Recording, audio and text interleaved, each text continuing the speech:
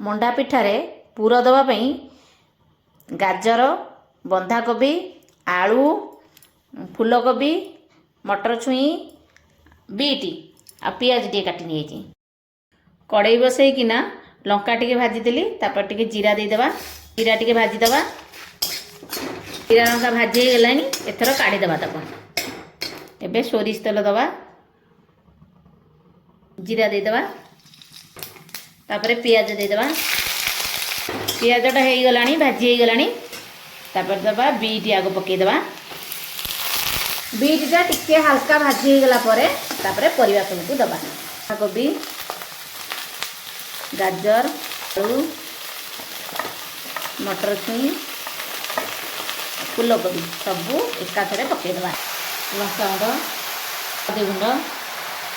अनुसार टे लेउटा पेउटा करदे लेउटे देकी किसी समय घोड़ेदेबा पिठापी चाउल बतुरे देते धुआधुई करदे ताको एबे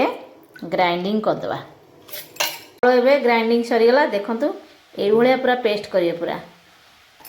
जीरा लंका गुंड करदे टे तादरे गोलमरीच टे पकईदेबा एबे जीरा लंका गुंड टे पकईदेबा देखिए एपट सेपट करदे मसला पूरा रेडी हो गला एबे जंतुणी पे पानी बसईदेबा एबे पानी फुटी गलानी लूण देदेबा एटाको जंती देबा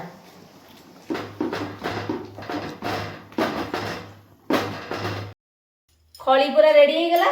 एबे मंडा पिठा गड़िया एटा पूरा नहीं आसी आपको गड़ी सारा पर सिझेबा आ सांग माने मंडा पिठा गड़ा चलती एतिकी गड़ी रखी एतिकी खली आहरी अच्छी गड़ेबी केतेबेले गड़ी सारी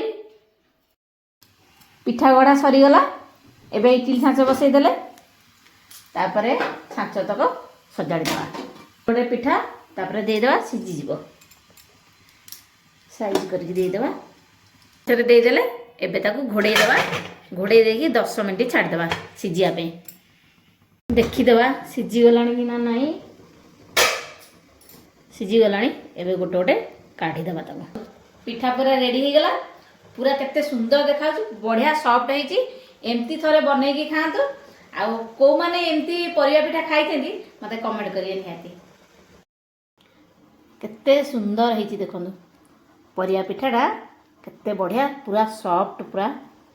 खाइबा को बढ़िया टेस्टी।